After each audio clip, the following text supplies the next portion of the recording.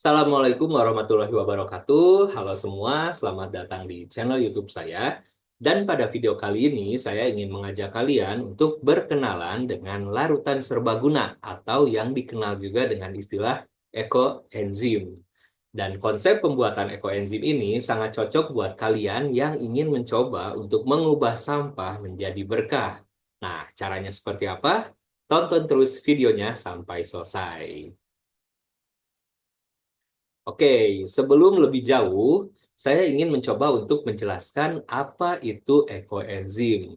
Jadi secara singkat, ekoenzim itu adalah larutan hasil fermentasi limbah organik untuk dimanfaatkan kembali di kehidupan sehari-hari. Nah, bagi yang belum tahu, fermentasi itu adalah suatu proses biokimia yang bertujuan untuk mengubah suatu produk menjadi produk lainnya. Misalnya mengubah gula menjadi gas, menjadi alkohol, atau menjadi produk lainnya. Dan dalam hal ekoenzim, limbah yang digunakan itu adalah kulit buah, sayuran, dan juga gula, serta air. Nah, ekoenzim ini tentunya manfaatnya sudah banyak sekali. Dan penelitian tentang ekoenzim pun itu sudah banyak saat ini. Tetapi secara sejarah, ekoenzim itu sebetulnya sudah ada sejak tahun 1980-an, dan hal ini pertama kali dikenalkan oleh Dr. Rosukon Umpanfong, seorang peneliti dari negara mana lagi kalau bukan Thailand, yaitu salah satu negara yang memang sudah sangat maju di dalam hal pertanian, perkebunan, atau agribisnis lainnya. Kemudian, walaupun ekoenzim ini sudah ada di tahun 1980-an, nama ekoenzim sendiri baru mulai dikenal luas sejak tahun 2000-an. Dan di tahun 2025, pembuatan ekoenzim ini sudah mulai banyak diketahui oleh orang-orang, dan bahkan tidak sedikit orang yang menjadikan ekoenzim ini sebagai gaya hidup. Nah, kenapa? Karena manfaatnya ada banyak. Dan dari sekian banyak, ini adalah beberapa poin yang bisa kita ingat sebagai manfaat dari ekoenzim. Yang pertama itu adalah pembersih serbaguna, kemudian pupuk, penghilang bau, pengurai limbah, dan juga tentunya gaya hidup ramah lingkungan. Dan untuk bagaimana cara menggunakan ekoenzim, tentunya nanti akan ada di slide-slide selanjutnya. Nah, sebelum itu, saya ingin menjelaskan juga mengapa ekoenzim itu penting dan mengapa kita harus bisa membuat ekoenzim. Yang pertama, ekoenzim itu adalah salah satu edukasi tentang pengolahan limbah. Bukan hanya organik saja, tetapi limbah non-organik juga akan dimanfaatkan pada proses pembuatan ekoenzim. Sehingga konsep zero waste atau tanpa limbah itu bisa sangat diaplikasikan dalam pembuatan ekoenzim. Selanjutnya, ekoenzim sendiri itu menginspirasi gaya hidup 3R. Reduce, reuse, recycle. Reduce itu mengurangi, reuse itu memanfaatkan atau menggunakan kembali, dan recycle itu mendaur ulang. Dan dalam pembuatan ekoenzim, prinsip 3R ini semuanya diaplikasikan. Dan yang terakhir itu adalah sebagai solusi praktis dan murah untuk menjaga bumi. Nah, mengapa praktis dan murah? Kita lihat slide berikutnya. Ini adalah bahan-bahan utama yang dibutuhkan untuk membuat ekoenzim, yaitu gula, limbah organik, dan air. Itu praktis dan juga murah. Kenapa? Karena gula, limbah organik, dan air itu hampir selalu ada di dapur. Jadi di rumah kita, kalau kita ke dapur, itu kalau kita cek pasti ada bahan-bahan ini. Dan dengan tiga bahan ini, untuk membuat ekoenzim itu sudah sangat cukup. Oke, lalu apa manfaat atau fungsi dari setiap bahan? Yang pertama, gula ini adalah sumber makanan bagi mikroorganisme. Selain sumber makanan, juga sumber energi bagi mikroorganisme. Karena dalam fermentasi ini nantinya akan ada berbagai mikroorganisme seperti jamur, bakteri, ragi. Nah, dalam pembuatan ekoenzim ini ada juga bakteri dan juga jamur. Nah, gula ini adalah sumber makanannya, sumber energinya. Kita bisa menggunakan berbagai jenis gula ya, bisa gula merah, gula pasir, molase, tergantung apa yang ada di dapur. Kemudian ada juga limbah organik. Nah, untuk pembuatan ekoenzim, limbah organiknya ini ada batasnya. Jadi tidak semua bahan organik sebetulnya bisa digunakan. Tapi kita itu lebih banyak menggunakan kulit buah, sayuran, dan juga sisa makanan yang tidak berminyak atau tidak berbahan hewani. Dan juga bahan-bahannya ini harus masih segar, belum busuk ya. Jadi untuk membuat ekoenzim itu jangan ditunggu lama dulu. Kalau ada langsung dibuat atau diamankan dulu. Nah, kulit buah dan juga sayur itu selain nutrisi tambahan juga bisa memberikan aroma. Karena tadi bisa digunakan sebagai penghilang bau dan juga pembersih. Jadi kalau ada buah-buah yang wangi, itu juga bisa membuat ekoenzimnya wangi. Kemudian air ini adalah media untuk fermentasinya. Dan untuk ekoenzim gunakan air yang bersih dan tidak berbau. Bisa juga menggunakan air cucian beras karena air cucian beras itu masih mengandung berbagai nutrisi dari butiran-butiran beras yang dicuci. Bisa ada pati, kemudian ada vitamin B, dan ada juga nutrisi lainnya. Oke, itu adalah bahan utama, gula, limbah, organik, dan air. Lalu apa maksudnya 1, 3, 10? Nah, kita bahas di sini ya. Jadi, pembuatan ekoenzim ini ada rasio atau perbandingannya. Atau disebut juga dengan komposisi, terserah kalian ya. Dan perbandingannya itu adalah 1:3:10. Jadi, kalau ini adalah pembilangnya, kalau penyebutnya berarti 1 ditambah 3 ditambah 10. Berarti porsinya itu, kalau gula itu 1/14. Kalau misalkan limbah organik 3/14. Dan untuk air itu 10/14. Nah, masih agak pusing. Nah, kita sederhanakan lagi. Jadi, anggaplah ada satu botol ya. Ada satu botol, kita pakai air mineral, botol air mineral ukuran 1,5 liter. Nah, 1,5 liter kita ambillah, kita membuat ekoenzim itu kan jangan sampai penuh ya. Kalau bisa di sinilah, sekitar sini, atau 2/3-nya itu sudah maksimal. Kemudian, cara menghitungnya seperti ini. Saya annotate dulu.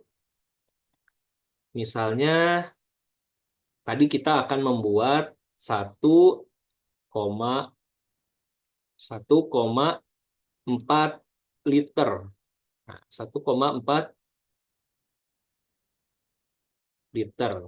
Nah, untuk membuat 1,4 liter ini, kita bisa menggunakan rumus yang tadi.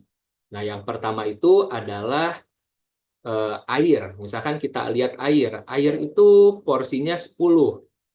Nah, berarti 10/14, karena ini penyebutnya ya, 1+3+10.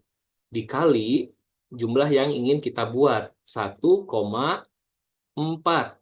Nah, sama dengan 1,4 kali 10 adalah 14. 14 bagi 14 berarti 1. Nah, jadi untuk membuat 1,4 liter ekoenzim, 1 liter diantaranya, ya 1 liter diantaranya itu adalah air sebagai media ekoenzimnya. Nah, ini air. Kemudian, ini air. Kalau yang ini gimana? Tinggal dimasukin aja. Kita limbah organik dulu ya. 3/14 dikali 1,4 sama dengan berapa? Ya inilah 1,4 ke 14 itu berarti kan 0,1 ya. 1,4 dibagi 14. 0,1 tinggal dikali 3. Jadinya 0,3. 0,3. Nah, karena ini bahan organik ya mungkin tidak liter ya, tapi kita bisa gunakan eh, gram lah. Kita bisa gunakan gram. Nah, berarti sama dengan,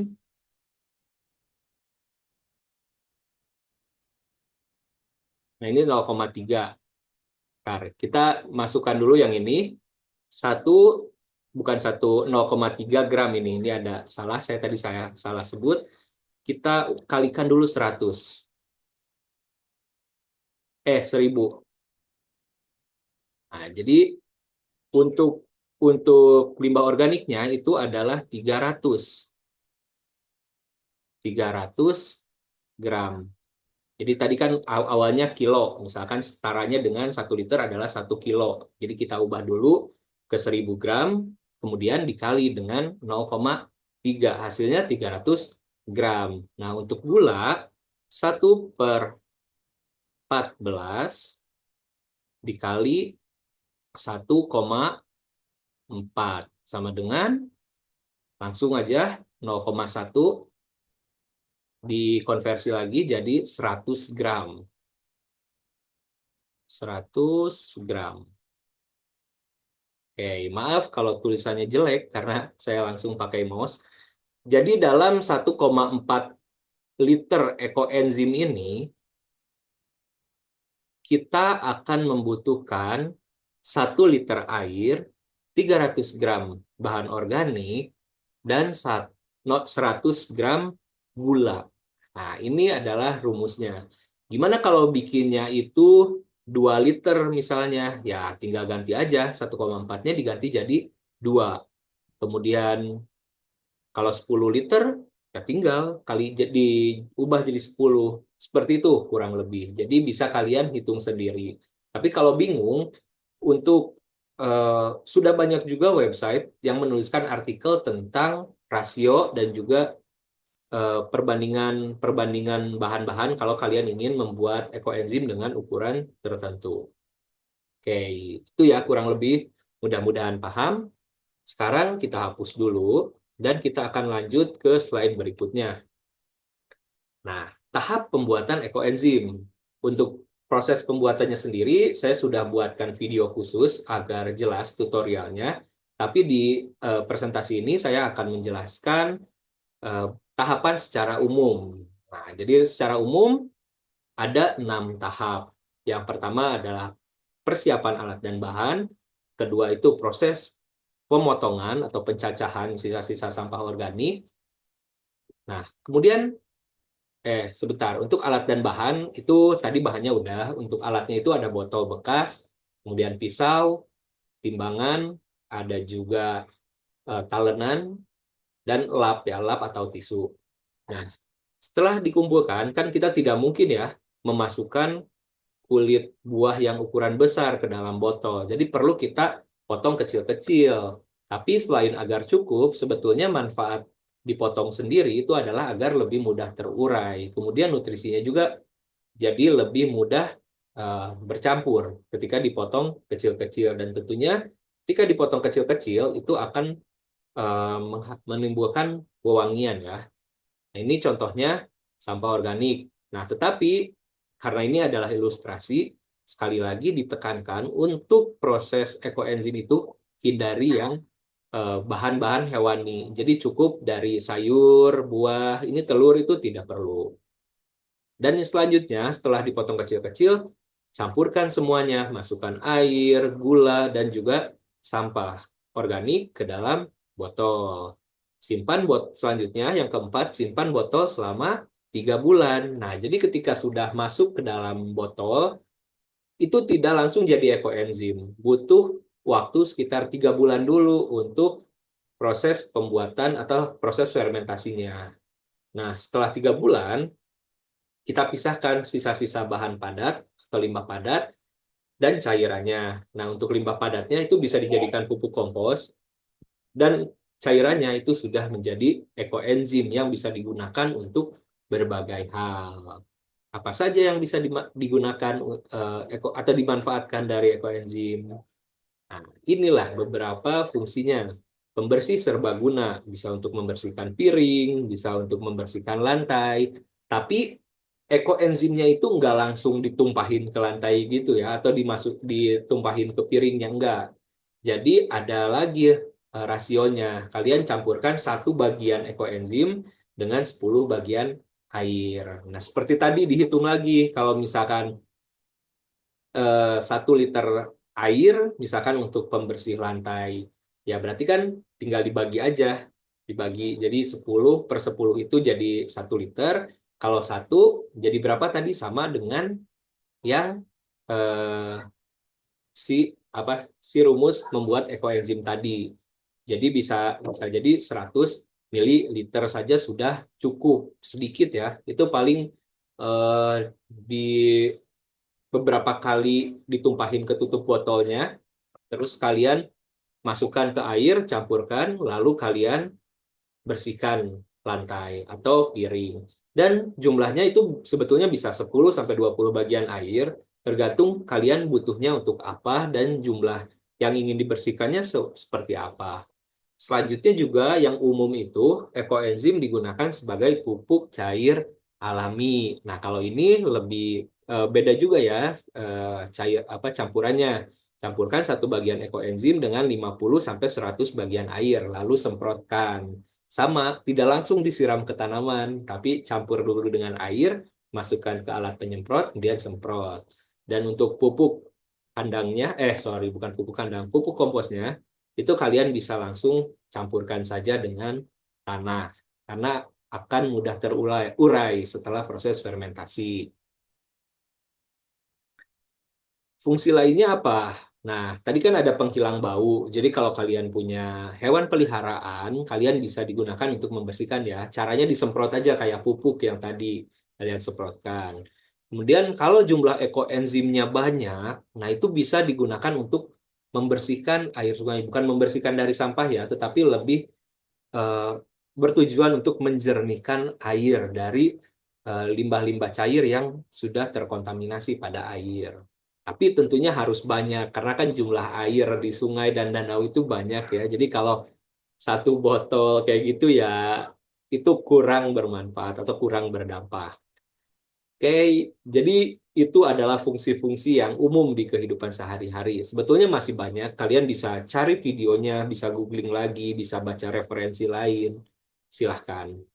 Nah, kalau misalkan ada yang bertanya bagaimana untuk sampo atau sabun mandi dan lainnya, ya tentunya jika berkaitan dengan kulit atau tubuh kita, itu lebih baik ada cek dulu ya, ada uji lab dulu. Kalian jangan langsung pakaikan dengan sebagai sampo, sebagai sabun, takutnya kulit kalian itu ada alergi atau misalkan karena kan tiap orang beda-beda ya, atau ada yang gatal-gatal seperti itu.